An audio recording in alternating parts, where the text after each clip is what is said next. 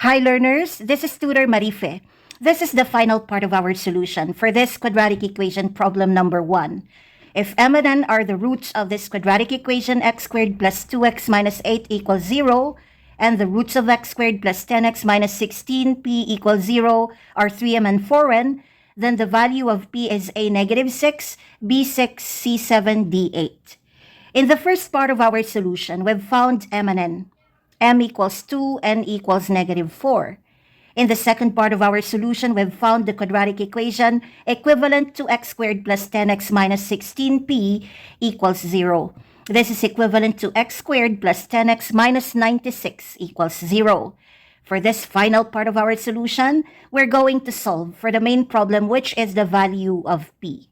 So in the second part, x squared plus 10x minus 96 equals 0 is equivalent to this equation x squared plus 10x minus 16p equals 0.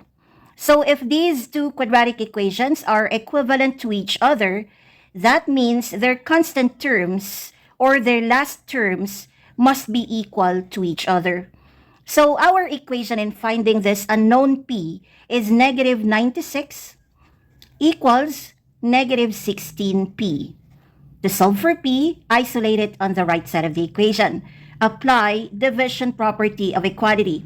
Divide both sides of this equation by the coefficient of the unknown p, which is negative 16.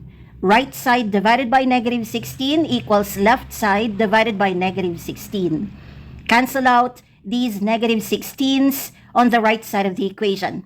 P is left alone, and it's equal to the quotient of negative 96 and negative 16, which is equal to 6. Therefore, the correct answer is letter B, P is equal to 6.